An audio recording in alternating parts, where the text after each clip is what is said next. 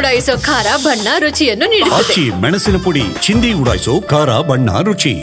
ಈಗ ಕುಮಾರಸ್ವಾಮಿ ಅವರೇ ಬೇರೆ ವಿಚಾರನ ಅವರು ಮುಖ್ಯಮಂತ್ರಿಗಳಿರ್ಬೇಕಾದ್ರೆ ಹೇಳಿದರು. ನಾನು ಅದ್ರ ಬಗ್ಗೆ ಚರ್ಚೆ ಮಾಡಲ್ಲ. ನಾನು ಇದ್ದವನಲ್ಲಿ ನಾನು ಇನ್ನೂ ಮಾತಾಡಬೇಕಂದ್ರೆ ಬೇಕಾದಷ್ಟು ಮಾತಾಡ್ಬೋದು ಅದ್ರ ಬಗ್ಗೆ. ಯಾಕೆಂದರೆ ಆ ಕುಟುಂಬದಲ್ಲಿ ಬಂದವನು ನಾನು ಕೂಡ, ನಮಗೆ ಗೊತ್ತಿದೆ. ನಾನು ಮಾತಾಡಲ್ಲ. ನೀವು ಅನೌನ್ಸ್ ಮಾಡಿದ್ರು ಹಂಗಾಗಿ ಘಟನೆ ಕಾರಣ ಆಯಿತು ಅಂತ ಹೇಳ್ತಿರುವಂಥದ್ದು. ಅದನ್ನು ಸ್ವಲ್ಪ ಮುಚ್ಚಿಟ್ಟು ಬಿಡಬೇಕಾಯಿತು. ಅವಾಗ ರಿಸೈನ್ ಮಾಡಿಬಿಟ್ರಂತ. ರಿಸೈನ್ ಕೇಳ್ತಾ ಇದ್ದಾರಲ್ಲ ಇವರು. ರಿಸೈನ್ ಮಾಡಿದ್ರನ್ರಿ? ನಾ ಹೇಳಿದ್ನಲ್ಲ, ನೀವು ಆ ಜಾಗದಲ್ಲಿದ್ದಾಗ ನೀವು ಯೋಚನೆ ಮಾಡಲ್ಲ. ಬೇರೆಯವ್ರು ಇದ್ದ ತಕ್ಷಣ ಹೊಟ್ಟೆ ಕಿಚ್ಚಿಗೆ ಮಾಡೋದಿದೆಯಲ್ಲ, ಅದು ತಪ್ಪು, ದುರಂತ. ಈಗಲೂ ಕೂಡ ನಾನು ಸಮರ್ಥನೆ ಮಾಡ್ಕೊಳ್ತಾ ಇಲ್ಲ. ನಮ್ಮನೆ ಮಕ್ಕಳಿಗೆ ಹಿಂಗಾದಾಗ ಹೆಂಗಾಗುತ್ತೆ ಅದು ಭಾವನೆಯನ್ನು ಮನೆ ಮುಖ್ಯಮಂತ್ರಿಗಳಲ್ಲೂ ಇದೆ. ಅವರಿಗೂ ತಡೆಯೋಕ್ಕಾಗ್ತಾ ಇಲ್ಲ ಅವರಿಗೆ, ನನಗೆ ಗೊತ್ತಿದೆ. ಆ ಭಾವನೆಗಳನ್ನು ತೋರಿಸೋದಕ್ಕೂ ಅದಕ್ಕೆ ಪ್ರತಿ ಉತ್ತರ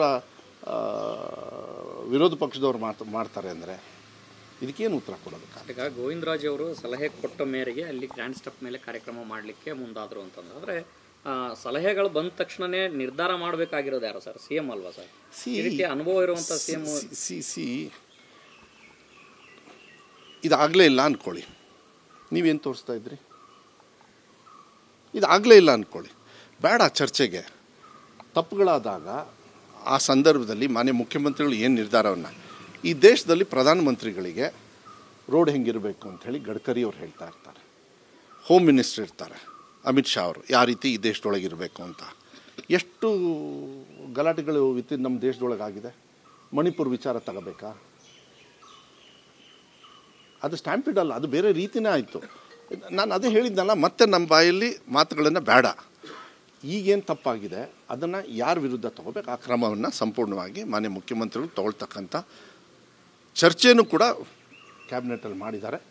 ಮುಕ್ತವಾಗಿ ಚರ್ಚೆ ಆಗಿದೆ. ಅದ್ರ ಮೇಲೆ ನಿರ್ದಾಕ್ಷಿಣ್ಯವಾಗಿ ಅವರು ಡಿಸಿಷನ್ಸನ್ನು ತಗೊಂಡಿದ್ದಾರೆ. ಸರ್, ಒಂದು ಕುಮಾರಸ್ವಾಮಿ ಹೇಳ್ತಿರೋದು ಮೇಜರ್ ಆಗಿದೆ. ಅದನ್ನು ಅವತ್ತು ಕುಟುಂಬದವ್ರು ನನ್ನ ಜೊತೆ ಚರ್ಚೆ ಅದನ್ನು ಅವಾಯ್ಡ್ ಮಾಡ್ಬೋದಾಗಿತ್ತು, ಅದನ್ನು ತಪ್ಪಿಸ್ಬೋದಾಗಿತ್ತು. ಬಟ್ ಕುಟುಂಬದವರೇ ಅದನ್ನು ಬಹಿರಂಗಪಡಿಸಿದ ಕಾರಣಕ್ಕಾಗಿ ಅದಾಯಿತು. ಈಗ ಪುನೀತ್ ಅವ್ರ ವಿಚಾರಕ್ಕೆ ಅದನ್ನು ಹ್ಯಾಂಡಲ್ ಮಾಡಲಿಲ್ವ ಅನ್ನುವಂಥ ಒಂದಷ್ಟು ಉದಾಹರಣೆಗಳನ್ನು ನೋಡಿ. ಹಂಗಾರೆ ಅವರು ರಿಸೈನ್ ಮಾಡಬೇಕಾಗಿತ್ತು. ಅವತ್ತು ಯಾಕೆ ಹೇಳ್ಕೊಳ್ಳಿಲ್ಲ? ಆ ಕುಟುಂಬಕ್ಕೂ ಇವರೇ ಮುಖ್ಯಮಂತ್ರಿಗಳಾಗಿದ್ದರು ತಾನೆ, ಇವ್ರ ನೇತೃತ್ವದಲ್ಲಿ ಅವತ್ತು ಅಂತ್ಯಕ್ರಿಯೆ ಆಗಿದ್ದು ತಾನೆ. ಹಾಂ, ಮತ್ತೆ ಅದನ್ನು ಯಾಕೆ ಹೇಳ್ಕೊಳ್ಳಿಲ್ಲ ಇಷ್ಟು ದಿವಸಕ್ಕೆ? ಅಯ್ಯೋ ತಪ್ಪಾಗೋಗಿದೆ ಅಂಥೇಳಿ 5 ವರ್ಷ 10 ವರ್ಷ ಆದಮೇಲೆ ಬೇರೆ ಬೇರೆ ವಿಚಾರನ ಇವತ್ತು ಮಾತಾಡ್ಕೊಂಬಂದರೆ ನಾನು ಚರ್ಚೆಗೆ ಹೋಗೋದಿಲ್ಲ. ಬೇಡ, ಇದು ಅವರಿಗೂ ಒಂದು ಸ್ಥಾನಮಾನ ನೋಡ್ಯಾರ. ಮುಖ್ಯಮಂತ್ರಿಗಳು ಯಾರಿದ್ರು ಆ ಟೈಮಲ್ಲಿ ಅಂದರೆ ಕುಮಾರಸ್ವಾಮಿ ಅವರೇ ಅಂತಲೇ ಹೇಳಬೇಕು ಹೊರತು ನಾವು ಬೇರೆಯವ್ರ ಹೆಸರು ಹೇಳೋದಕ್ಕಾಗೋದಿಲ್ಲ. ನೀವು ಒಂದು ತಿಳ್ಕೊಳ್ಳಿ, ನೆನಪಿಡ್ಕೊಳ್ಬೇಕು ಮುಖ್ಯಮಂತ್ರಿಗಳು ಕೊಡ್ತಕ್ಕಂಥ ಕಾರ್ಯಕ್ರಮಗಳನ್ನು. ಆ ಕಾರ್ಯಕ್ರಮದಲ್ಲಿ ಅವ್ರು ಯಾವತ್ತೂ ಕೂಡ ಜೀವಂತವಾಗಿರ್ತಾರೆ. ನಾನು ಇರ್ತೀನಿ, ನಾಳೆ ಇರಲ್ಲ. ನಾವು ಯಾವತ್ತು ಶಾಶ್ವತವಾಗಿ ಬದುಕ್ತೀವಿ ಅಂದರೆ ನಾವು ಕೊಟ್ಟಿರ್ತಕ್ಕಂಥ ಕಾರ್ಯಕ್ರಮಗಳು, ನಾವು ಮಾಡ್ತಕ್ಕಂಥ ಯೋಜನೆಗಳು. ಇಂಥ ದುರಂತ ಒಂದು ಮಾನ್ಯ ಮುಖ್ಯಮಂತ್ರಿಗಳೇ ಹೇಳಿದರು, ಇತಿಹಾಸದಲ್ಲಿ ಆಗಿಲ್ಲ. ಮನಸ್ಸಿಗೆ ನೋವಾಗ್ತಾ ಇದೆ, ತಡ್ಕೊಳಕ್ಕಾಗ್ತಾ ಇಲ್ಲ. ಆದರೂ ಕೂಡ ಇದನ್ನು ಸರ್ಕಾರ ಮುಂದೆ ಯಾಕೆ ಇದಾಯಿತು ಅದ್ರ ಬಗ್ಗೆ ನಿರ್ದಾಕ್ಷಿಣ್ಯವಾಗಿ ತಗೊಳ್ಬೇಕು. ಆಯಿತು, ಇವರು ಮುಖ್ಯಮಂತ್ರಿಗಳು ರಿಸೈನ್ ಮಾಡಿದ ತಕ್ಷಣ ಇನ್ನು ಕುಮಾರಸ್ವಾಮಿ ಅವರು, ವಿಜೇಂದ್ರ ಅವರು ಬಂದು ಇಲ್ಲಿ ಕೂತ್ಕೊಂಡು ತೀರ್ಮಾನ ಮಾಡ್ತಾರಂತ ಏನು ಮಾತಾಡ್ತಾ ಇದ್ದೀರಾ? ಆ ಯೋಗ್ಯತೆ ಅವರಿಗೆ ಇತ್ತಲ್ಲ. ವಿಜೇಂದ್ರ ಅವರು ನೆನ್ಪಿಡ್ಕೊಳ್ಬೇಕು.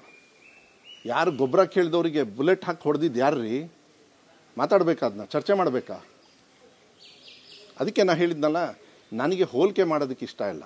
ಇವತ್ತೊಂದು ಸಂದರ್ಭ ಕ್ರಿಯೇಟ್ ಆಗಿದೆ, ಆಗಬಾರ್ದಾಗಿತ್ತು.